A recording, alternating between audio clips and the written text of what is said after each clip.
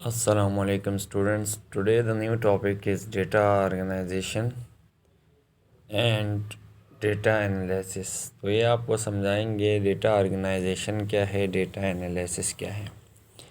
For data organization you will prepare a table or graph of the data.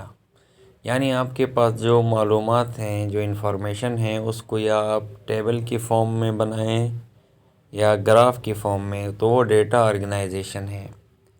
Dough not throw out data points you think are bad. यानी ऐसी मालूमात जो आप समझते हैं सही नहीं है उसको शो नहीं करेंगे.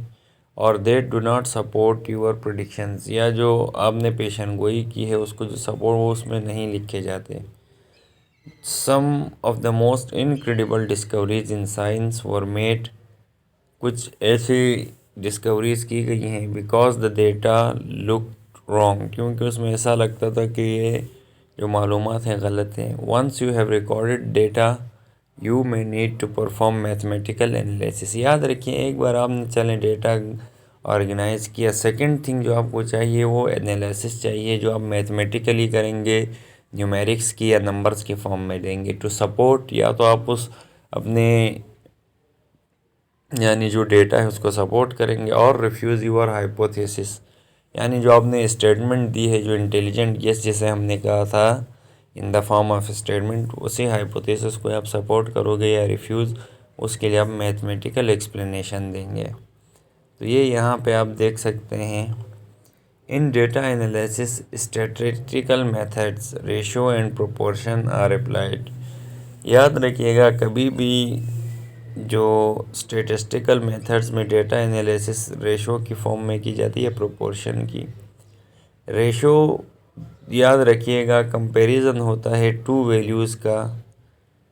जैसे हम कहते हैं ये फर्स्ट है, ये सेकंड है, सही है, तो ये भी हमने कंपैरिजन किया, तो ये रेशो कहलाता है. जिसमें दो अ फ्लावर है 4 सेपल्स, या हम लिखते हैं 4 सेपल्स हैं 12 पेटल्स हैं. अब रेशो में जब हम लिखेंगे तो 4:12 लिखेंगे. हमने कंपैरिजन किया सेपल टू पेटल का.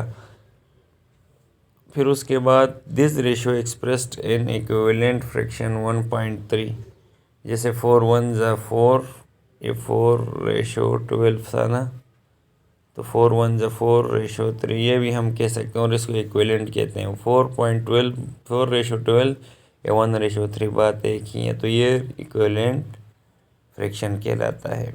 प्रोपोर्शन क्या होता है? एक इक्वेशन होती है जिसमें दो रेशोज़ ऐसे लेंगे जो इक्वल होते हैं. जैसे यहीं 4:12, ये प्रोपोर्शन है 1:3, क्योंकि ये इक्विवेलेंट है.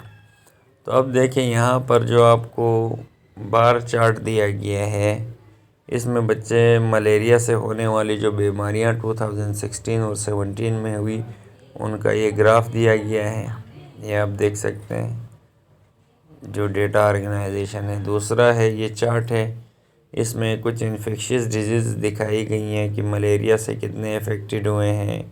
16% डायरिया से, 15% डायसेंट्री से, एड्स के 20 से 7, अदर 3%, और रेस्पिरेटरी डिजीज़ सबसे ज़्यादा हैं, उसकी जो इन्फेक्शन फैल रहा है 51%. तो ये डेटा एनालिसिस और डेटा ऑर्गेनाइजेशन आपका कंप्लीट हो गया.